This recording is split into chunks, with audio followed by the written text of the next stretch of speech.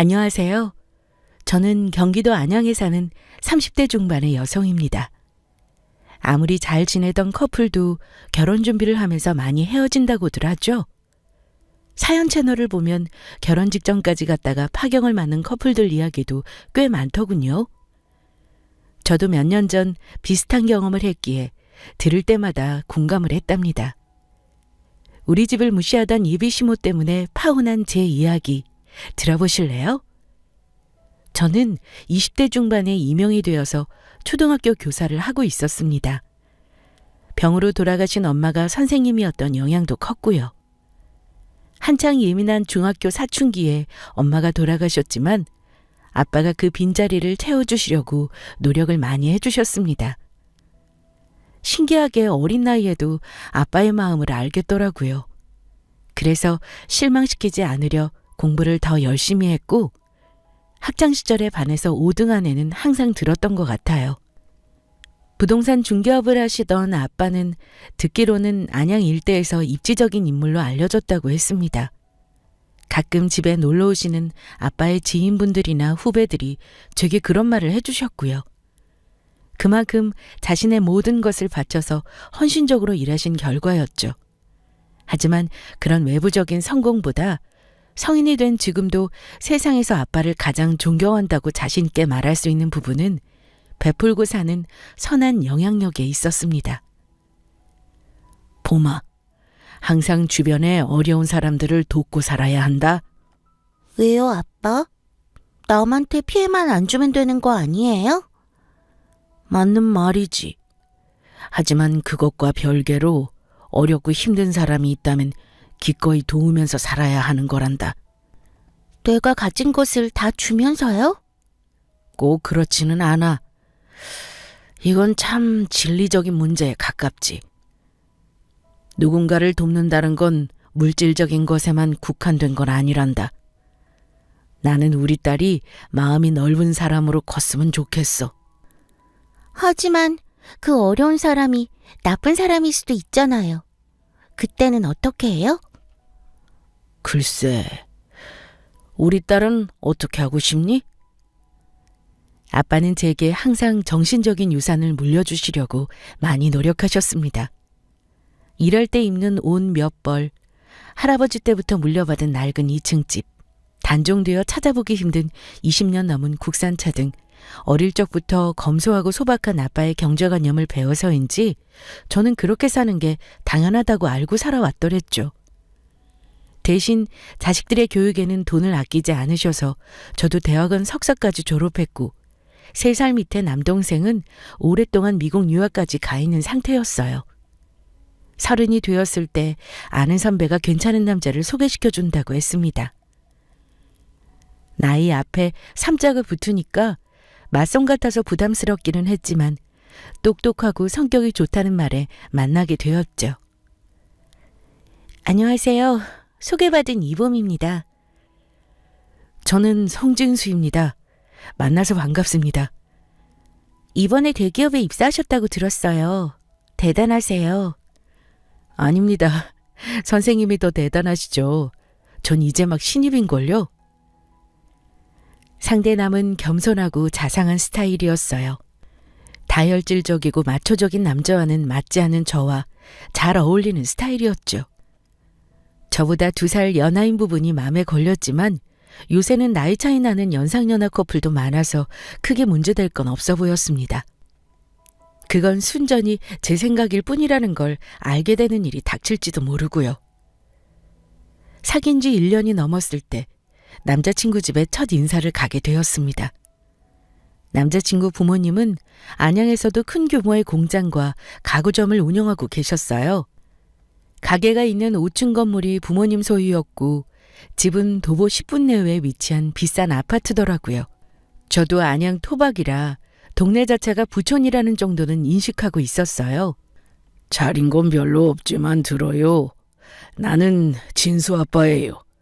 편하게 부르고 싶은 대로 불러도 돼요. 네, 감사합니다, 아버님. 어머니께서 음식 준비한다고 고생하셨겠어요. 우리 집에 오는 손님이니까 대접하는 건 당연하지만 말 그대로 고생은 했어요. 초등학교 선생이라고요? 네, 어머님. 이제 5년 정도 됐습니다. 여자로서 직업은 괜찮네요. 아이 낳으면 교육도 잘할 테고. 그런데 나이가 우리 애보다 2살 연상이라고요? 네, 올해 30 됐습니다. 그게 좀 마음에 걸려. 우리 아들은 아직 20대 후반인데 아가씨는 30대잖아? 지금 당장은 서로 좋으니 모르겠지만 여자는 남자보다 어린 게 맞아요. 임신하고 출산 때문에도 그렇고. 당신 손님 앞에서 무슨 실례야? 요즘 띠동갑 넘는 연상연하도 만나는 판에 2살 차이가 별수라고. 여보, 연애랑 결혼은 다르다니까요. 우리 장남 결혼할지도 모르는 아가씨인데 따져볼 건 다 해봐야죠. 그럼 집안 식구들은 어떻게 되나요? 어머님은 제가 중학교 때 돌아가시고 남동생이랑 아빠 이렇게 세 식구입니다. 아버님은 하시는 일이 어떻게 되시나? 부동산 중개 관련 일을 하고 계세요. 곧 은퇴하신다는 말씀도 있고요. 부동산 하시면 재산은 좀 있으시겠네? 부동산 재산에 대해서는 아는 바가 없어서 아빠는 평소 워낙 검소하신 분이라 모르겠어요. 일을 집에 일절 들고 오지 않으셔서요. 봉사활동은 많이 하세요. 그래? 모른다는데 어쩔 수 없지. 우리 아들이 여자친구 집에 데려온 건 처음이라 좀 물어봤어요. 나도 꽉 막힌 엄마는 아니라서 본인 좋다는데 반대할 생각은 크게 없고요. 진지하게 만나는 사이는 처음이라 부모님 집에 인사드리러 간다는 게 이런 의미인지는 몰랐습니다. 마음의 준비 하나 없이 학벌, 직업, 가족관계, 집안, 재산, 건강, 내력 등 다양한 부분에 걸쳐 집중 질문을 받았더니 등줄기를 타고 땀이 흐를 정도였어요. 나 아까 엄청 떨지 않았어? 대답도 굉장히 어버버했지. 아니야. 똑 부러지게 하던데? 어머님이 그렇게 자세하게 질문하실 줄 몰랐어. 원래 인사드리러 가면 그런 거야? 우리 엄마가 유난히 예리하시긴 해. 나에 대한 기대감도 엄청 크시고. 자기가 이해해줘. 첫인사는 낯설기도 하고 의뢰 다들 긴장하는 거래. 앞으로 자주 보고 하면 괜찮아질 거야. 그렇겠지? 제발 그랬으면 좋겠다. 자기 아버님 만났을 때는 진짜 편하긴 하더라. 인상도 좋으시고 맛있는 술도 준비해 주시고. 우리 아빠는 진짜 법 없이도 사실 뿐이야. 아빠가 내 아빠인 게 가장 큰 복이라고 생각해. 사귀면서 양가를 자연스레 오고 갔고 만난 지 2년째 저는 남자친구의 프로포즈를 받았습니다. 결혼을 전제로 만나고 있었기에 양가 상견례를 하면서 약혼을 하기로 했죠. 안양에 있는 작은 한정식 가게에 가족들이 모이는 날이었습니다. 안녕하세요. 어머님, 아버님. 오시는 길 차 많이 막히셨죠? 주말 점심이라 그런가 봐요. 그러게 말이다. 아버님은 오셨니? 잠깐 화장실에 가셨어요. 곧 오실 거예요. 마침 말하자마자 아빠가 식당 룸을 들어오셨어요.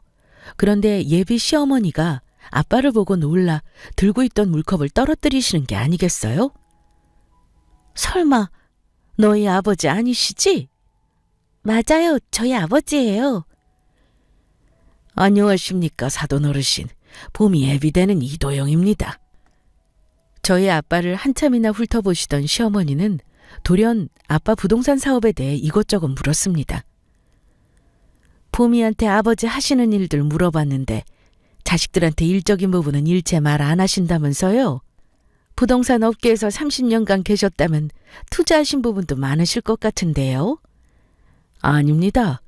조그마하게 하고 있어서 별로 말할 것도 없죠. 저희는 가구점 운영 중인데 15억짜리 5층 상가 건물에 월세 500만 원씩 받고 있어요. 그러시군요. 투자 잘하셨습니다. 안양에도 좋은 곳들이 많이 있죠. 안양에 건물이나 부동산 있으신가요? 요새 각광받는 곳들 꽤나 있던데요. 안양에는 하나도 없네요. 저는 투자는 안 한 지 오래라서요. 부동산 하신다고 해서 말이 통할 줄 알았는데 그것도 아니네요. 하긴 동네 부동산 하면 중개료 위주지 자산 운영하고 그럴 규모겠어요? 여보, 사돈 처음 뵙는 자리에서 돈돈 소리 좀 그만하지. 물어볼 거 충분히 많잖아. 죄송합니다. 와이프가 워낙 부동산이나 자산에 관심이 많아서요. 아빠는 너털웃음을 지으시며 괜찮다고 하셨지만 저는 예비 시모의 말을 들을수록 기분이 나빴습니다. 아빠 부동산 가게를 동네 전방이니 규모가 작아서 재산이 있겠냐는 둥 순전히 무시하는 말로 들리지 않겠어요? 물론 자기네 소유 건물이 15억이나 되고 월세 많이 받는다고 하지만 양가 처음 만나는 자리에서 재산만 집요하게 묻는 건 예의가 아닌 것 같았습니다. 상견례를 마치고 집으로 오는 길, 제 얼굴 표정이 너무 좋지 않았는지 아빠는 오히려 제 걱정을 해주시더라고요. 저는 복잡하고 씁쓸한 마음을 안고 한동안 고민에 빠졌고요. 일주일 후 예비 시모에게서 연락이 왔습니다. 주말에 잠깐 만나서 차를 한잔 하자는 거였죠. 내가 상견례 때 미처 전하지 못한 게 있어서 따로 불렀단다. 네, 말씀하세요. 우리 예단 목록이다. 우리 집 형제들이 다복한 편이라 목록이 좀 돼. 살펴보고 모르겠거나 하는 부분은 물어보렴. 알아서 준비 잘하면 더 좋고. 예비 시모가 준 목록에는 시댁 가족들 포함 삼촌네들, 이모네들, 신혼 가구들과 시댁 가구까지 대략적으로만 훑어봐도 30개가 넘는 목록이 상세하게 기재되어 있었습니다. 이게 뭐가 이렇게 많아요? 시댁 가구까지 해드려야 해요? 당연하지. 너희 결혼하면 우리 아파트에서 같이 사는 거 얘기 끝난 일 아니었니? 아니요. 진수 씨랑 생각해보자고만 했지 확정 지은 건 아니에요.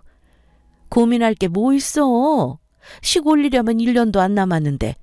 보아하니 너희 집에서 따로 신혼집 해줄 것 같지도 않고 우리 아파트 방도 남는데 뭐하러 따로 살아. 여자는 출가 외인이야. 시댁에서 시작하는 게 맞아. 내가 가르쳐줄 것도 많으니 들어와 살면서 배우렴. 하지만 예단이 너무 많은데요?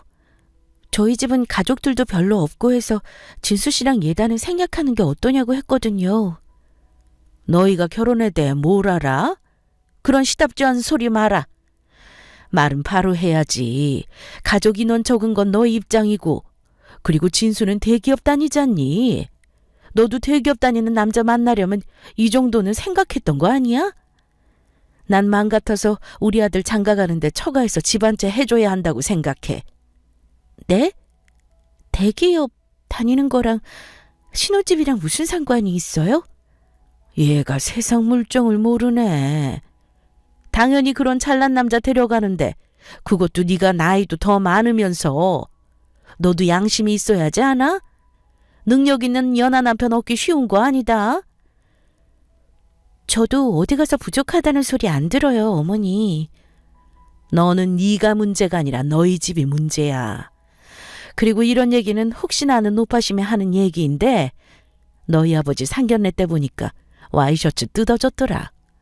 엄마 안 계시면 너라도 챙겨야지. 백화점 가서 하나 사드려. 차는 폐차 직전이던데 네 월급으로 새 차 사드리긴 어렵니? 그러다가 도로 중간에서 시동 멈추면 어떻게 해? 나 같으면 부끄러워서라도 그런 거 못하고 다닌다. 어머니, 저희 집 그렇게 어렵지 않아요. 아빠 물건 허투루 쓰시는 분 아니라서 걱정 안 하셔도 돼요. 너희 아빠 못 사시는 거 뭘 안 해. 하지만 그 가난 때문에 내 아들 돈 버는 거 친정으로 가는 건 다른 얘기지. 어떻게 부동산 업계에서 30년 일하면서 제대로 된 건물 하나 장만 안 할 수 있어? 곧 은퇴하신다면서. 건물 하나 가지고 월세 따박따박 받으면 노후에 얼마나 좋아. 이야기 끝에 집으로 돌아와서 뻗고 보니 눈물이 흘렀습니다. 1시간가량 전부 자기 아들 잘난 얘기, 저희 집안 대놓고 무시하는 얘기를 듣고 오니 제가 순진하게 사랑만 생각하고 결혼을 결심한 건가 싶었습니다.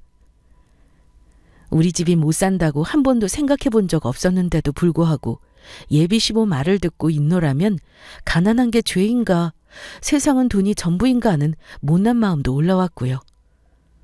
봄아, 약속 다녀왔니? 아빠, 집에 계셨어요? 주말이라 나가신 줄 알았어요. 너 울고 있었어? 왜? 무슨 일이야? 별거 아니에요. 별거 아니긴. 말해봐. 무슨 일인데? 오늘 진수 씨 어머니 만나고 왔어요. 예비사돈을? 그래서 너한테 뭐라고 하신 거야? 예단 목록 주셨는데 제 능력 밖이라서요. 신혼집 얘기도 하시고. 뭘 어떻게 했길래 네가 이래? 목록 줘봐. 평소라면 저 혼자 처리하거나 넘겼을지 모르지만 결혼은 집안 얘기도 오고 갔기에 아빠와 상의하지 않을 수 없었습니다. 이걸 주면서 뭐라고 하든. 진수 씨가 대기업 다니고 저보다 연하니까 처갓집에서 이 정도는 해야 한다고 하셨어요. 그런데 아빠, 결혼은 집안 재산이 중요한 거예요? 뭐? 갑자기 재산은 왜? 저희 집이 너무 기운다고. 자기네는 상가 건물에 아파트도 있는데. 암튼 뭔가 현실의 벽에 부딪힌 느낌이에요. 속상했니? 우리 집이 그 집보다 부족한 것 같아서? 물질적인 걸로 비교당하는 게 생각보다 자존심 상하기도 하고, 그게 사람을 평가하는 기준으로 전부가 아니잖아요. 서로 가족이 된다는 건데 누가 더 잘 사냐 잘났냐 따지는 게 우스워서요. 저도 이럴 줄 알았으면 선생 말고 대기업이나 들어갈 걸 그랬어요. 돈이나 많이 벌었으면 이런 무시 안 당해도 되는 거잖아요. 예비 안 싸더니 상견례 때 말하는 본세가 예사롭지 않더니.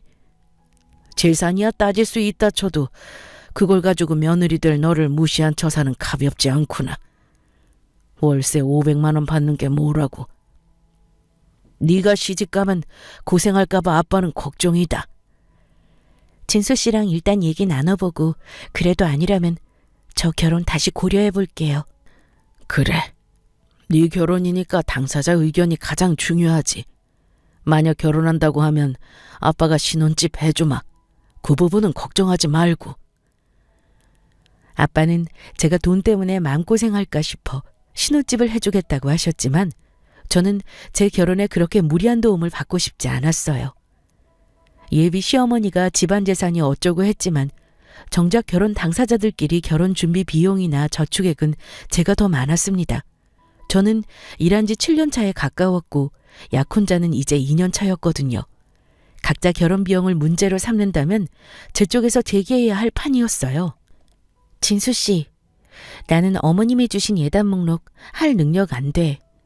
그리고 시댁에서 신혼생활 하라면서 시댁 가구를 바꿔달라고? 어머니한테 우리 시댁에서 시작한다고 말씀드렸어?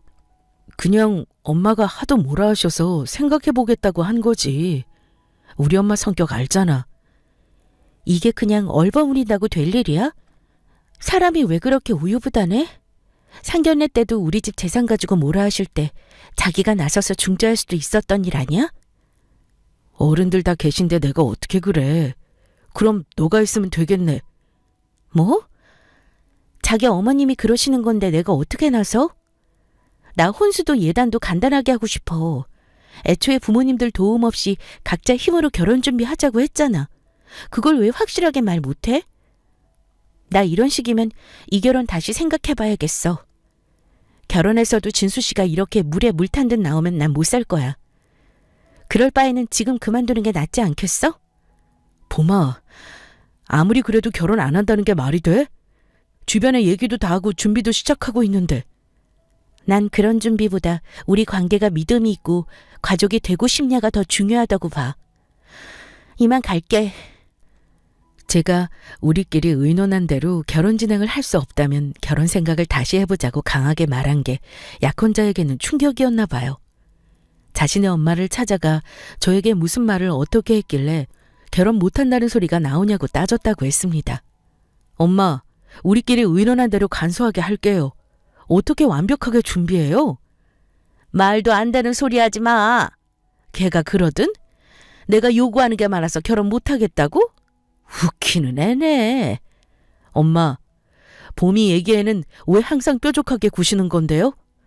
저도 보고는 있는데 불편해요.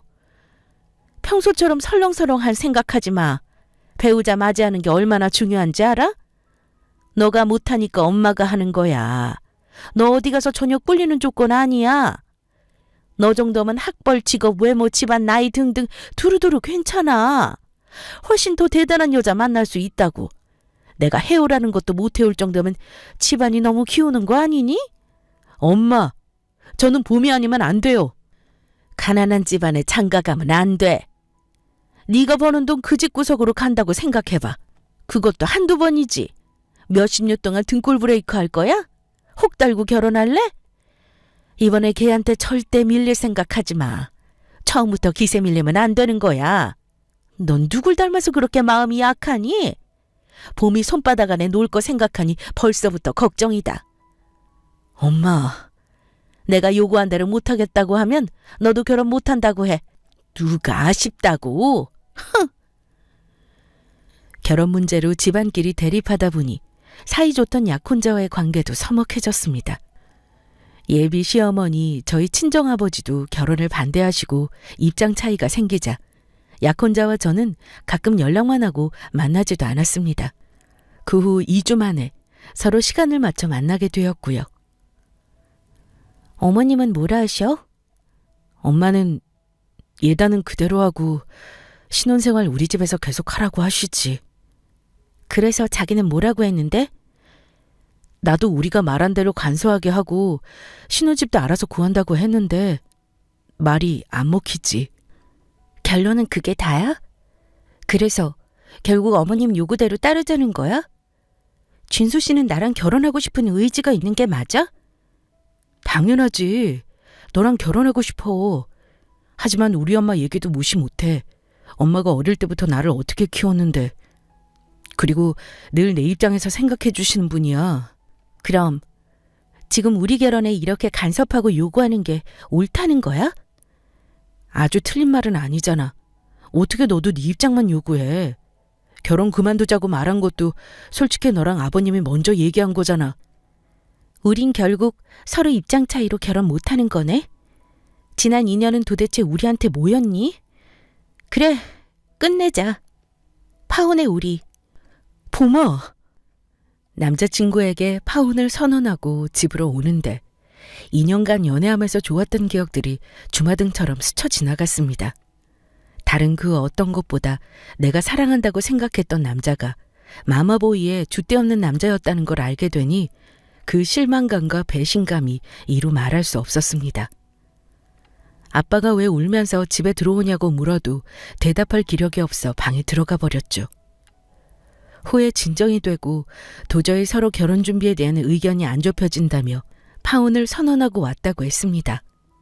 아빠는 제 얼굴을 빤히 바라만 보시다가 방으로 가셨고요.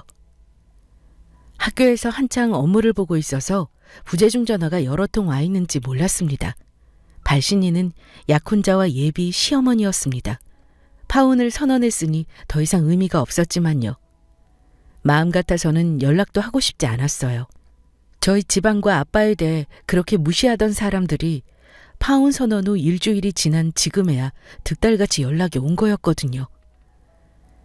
무슨 일로 전화했어? 우리 정리된 거 아니야?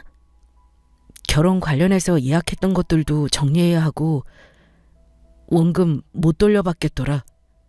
그렇겠지. 왜? 돈이 아까워? 내가 낸 부분이 더 컸으니까 나도 낼게. 반반 부담하자. 금액이랑 계좌 보내줘. 그것도 그렇고 장인어른이 우리 부모님 가구 대리점에 다녀가셨대. 아빠가? 왜? 오셔서 난리도 아니었나 봐. 전 약혼자의 말인즉 아빠는 제가 파혼하고 기가 죽어서 지내는 걸 더 이상 두고 볼 수 없다고 판단하신 모양이었어요. 어서 오세요. 아니, 그쪽은... 안녕하냐고 인사는 못하겠습니다. 왜 온 건지 아시죠? 파혼한 마당에 여기는 어쩐 일이세요? 내가 도저히 그냥 끝낼 수 없어서 왔어요. 저를 무시하는 건 참아도 내 딸 무시하고 상처 주는 건 못 참지. 제가 뭘 무시하고 상처 줬는데요. 대개 따님은요. 우리 아들은 파혼당해서 피죽도 못 먹은 얼굴로 출근했어요. 알기나 하세요? 내가 사돈이 이런 자리인지 알았으면 애초부터 결혼이 뭐야. 사귀는 것도 반대했을 겁니다. 대개 아드님이 괜찮아서 결혼시키려 했더니 사내놈이 줏대가 없지를 않나. 시어머니 자리가 돈을 밝히고 과한 혼수 요구하지를 않나. 당연히 우리 아들 잘났고 우리 집도 살만하니까 그런 요구하는 거 아니에요? 예당 목록 그거 얼마나 된다고. 없이 사니까 어마무시했나 보죠? 뱁새가 황새 따라가려다 가랑이 찢어진다더니 뱁새하고 황새가 어울릴 말입니까? 애저녁에 결혼 취소하길 잘했네요. 애들 결혼에 이렇게 부모들이 감나라 배나라 하는 게 맞아요? 어이가 없어서. 그럼 새파랗게 젊은 애들이 집안끼리의 결합을 어떻게 알아요? 어른들이 나서야지. 그리고 우리 집 못 산다고 무시했다면서요. 15억짜리 상가에 월세 500만 원 자랑하는 꼴이라니. 이렇게 작은 꼬마 건물 누구 코에 붙입니까?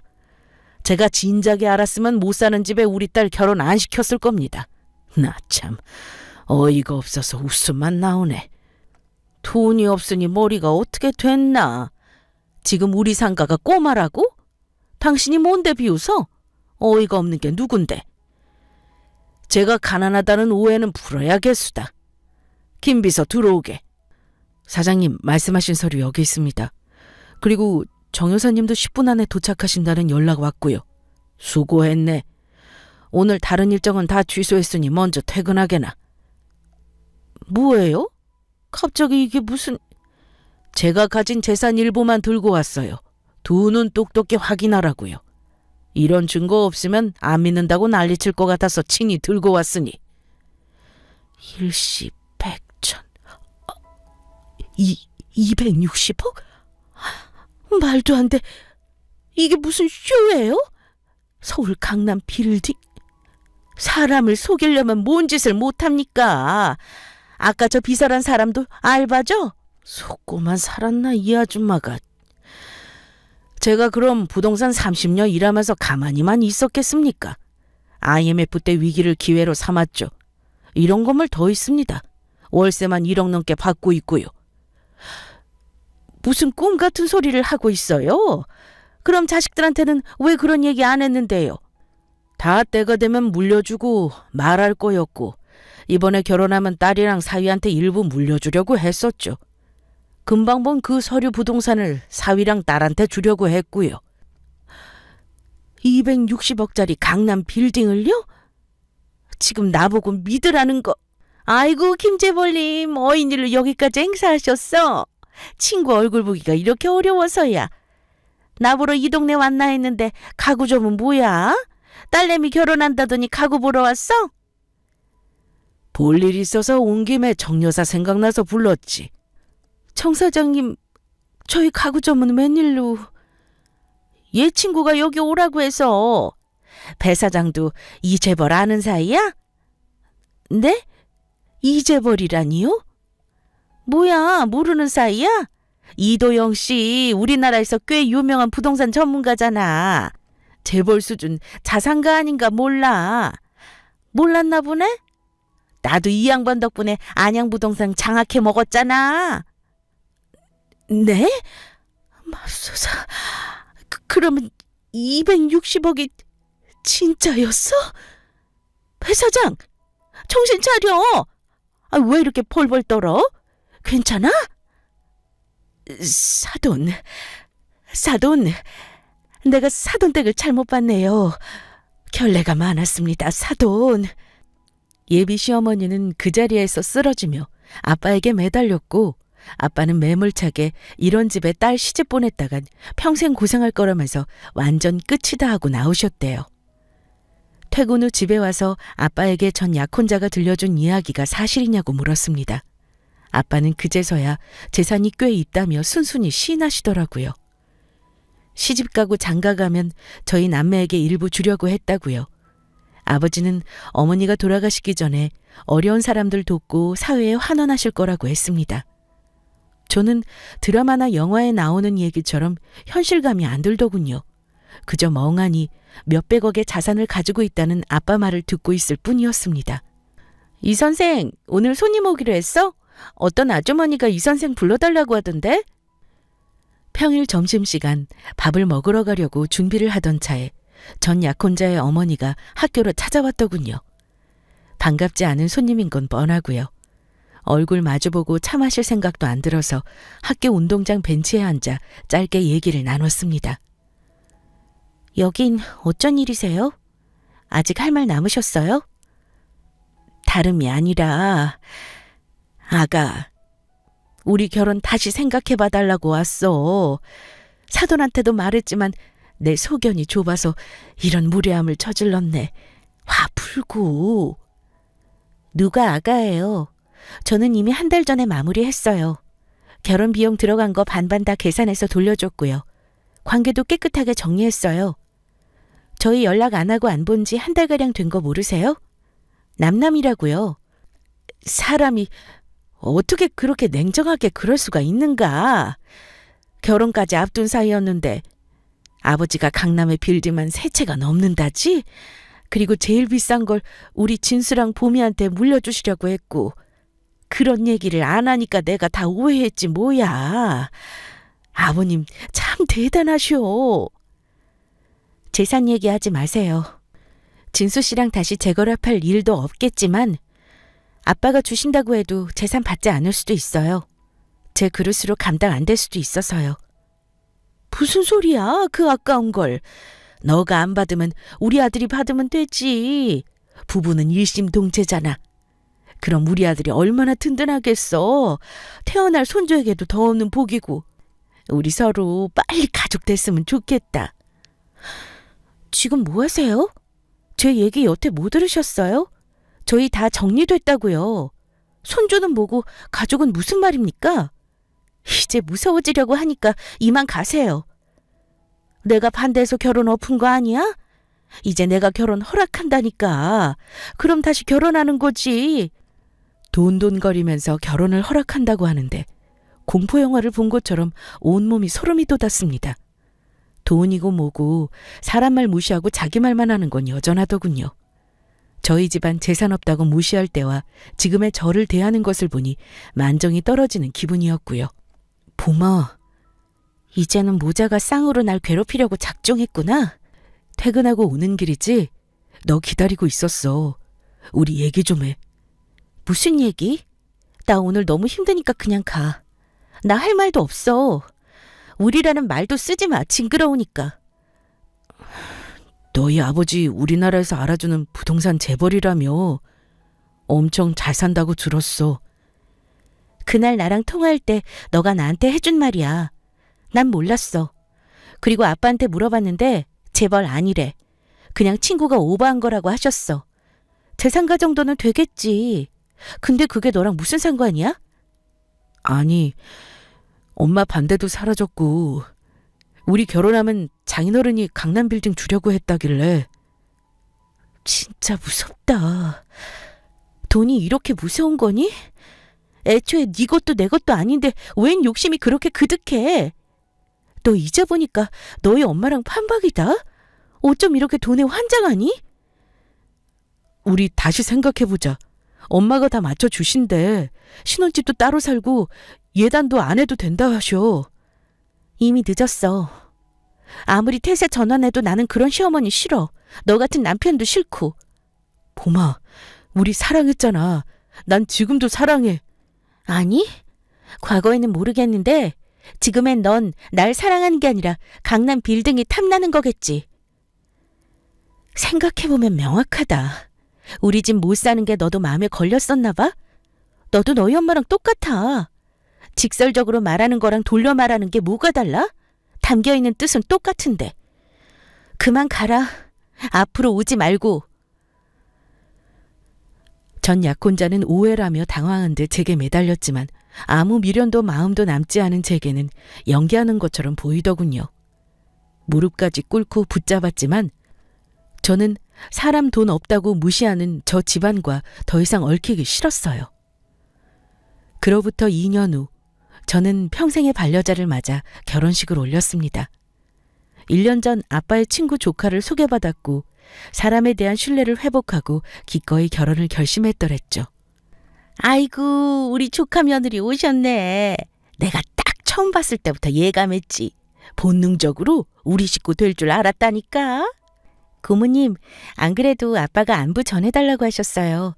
다음에 밥 같이 하자셔요. 우리 이재벌은 바빠서 되겠나? 뭐 어때? 이렇게 이쁜 딸을 주고 갔는데 우리 조카가 속썩이고 하는 건 없지?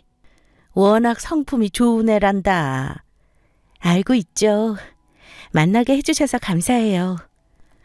아빠의 오랜 친구인 고모님은 제가 2년 전에 파혼을 하게 된 경위를 들으시고 얼른 자신의 조카를 소개시켜준 장본인이었습니다. 결혼을 확정지었을 때도 제게 그 가구점 사람들은 보는 눈도 없고 인간이 덜 돼서 복을 발로 차버렸다고 하시더군요. 그 뒤 소개받은 지금의 제 남편은 우리나라에서 꽤 유명한 중견기업의 후계자였습니다. 진짜 소위 말하는 재벌가 사람을 소개받는다 생각하니 얼마나 떨리던지요. 남편도 만나보니 인성이 남다르다 했지만 시댁 부모님들도 인품이 넉넉하고 겸손한 분들이었어요. 시부모님들은 고모님 덕분에 아빠와도 예전처럼 알던 사이라 큰 트러블이 없었고요. 아버지와 함께 봉사 모임을 다니시는 시부모님들은 특히 노블리스 오블리제를 몸소 실천하시고 검소하게 사시는 분들이었고 그걸 보고 자란 남편은 두말할 것도 없었죠. 저도 한 번의 파혼 경험으로 결혼이란 비슷한 가치관과 분위기를 가진 집안끼리 하는 게 맞다는 생각이 들었거든요. 이제 다 지난 일이니까 이런 말해도 되겠지? 너랑 파혼했던 그 집 이번에 쫄딱 망했지 뭐야. 사람 껍데기 가지고 차별하고 무시할 때 알아봤어. 네? 망하다니 왜요? 건물도 있고 월세 많이 받는다고 그렇게 자랑하셨는데. 코로나에 장사 있어? 자재 수입 막히지. 가구 공장에 대리점 문 닫게 돼서 사업 접었다 하더라. 심보를 유하게 먹고 베풀고 살았으면 주변에서 도왔을 텐데 다 뿌린 대로 거두는 거야. 그 상가 건물 팔았어. 그것도 시세보다 싸게. 누가 샀게? 누가요? 고모님요? 에? 저희 아빠가요? 그럼 너희 아빠가 아마 사심을 쬐끔 담아서 복사 복사한 거 아닐까? 이재벌 생각보다 집요한 구석이 있는 사람이거든. 사람이 그래야 출세한다. 이제는 다 과거가 되어버린 일이지만 가끔 떠오를 때마다 아직도 흠칫했거든요. 다시는 오지 말라고 해도 연락하고 찾아오는 모자 때문에 얼마나 시달렸는지 몰라요. 사람을 조종하고 통제하려 들더니 결국 끝이 안 좋았던 모양이었습니다. 아빠, 서울 출장 일은 잘 끝나셨어요? 그럼 아빠 일 하나는 끝내주잖아. 은퇴 번복만 안 하시면 참 좋을 텐데요. 올해만 봐줘. 내년에는 꼭 은퇴하고 놀러 다니며 살게.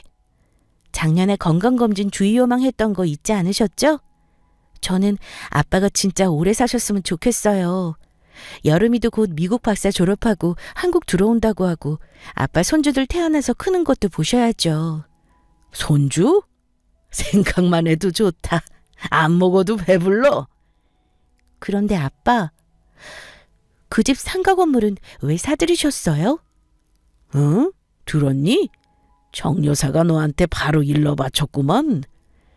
굳이 안 그래도 되잖아요. 아직도 마음에 두고 계세요? 우리 무시하고 뭐라 한 거요? 그냥 정 여사가 먼저 언급도 줬고 매물도 위치가 나쁘지 않잖아. 코로나라 매매도 어려운 시기에 안 좋은 마음보다는 불쌍하게 여긴 것도 있어. 상가 내놨는데도 아무도 안 샀다 하더라. 시기가 어려우니까. 사업 빚도 많고 빨리 정리하고 싶었나 보더라고. 그래서 내가 남들보다는 좋은 가격으로 사줬어. 아빠. 한번 어긋난 인연이었고 삐죽하게 분질러졌지만 어떻게 그대로 마음에 두겠냐. 잘 보듬어서 다음에는 좋은 인연으로 싹 튀어주소 해야지. 우리 딸 생각해서라도. 안 그래? 진짜 아빠는 내가 세상에서 제일 존경하는 사람이에요. 나도 아빠 반만이라도 닮아서 나이 들어갔으면 좋겠어요. 당연하지. 누구 딸인데? 저는 얼마 뒤 아기를 임신하게 되었고 가족들의 축복과 보살핌 속에서 태교 중입니다. 만나야 할 사람들이 만나면 이토록 자연스럽고 편안한가 봐요. 아니면 제가 아픈 만큼 성숙해졌을지도 모르죠. 여러분, 사람이 사람을 무시하면 안 된다는 걸 모두가 알고는 있죠.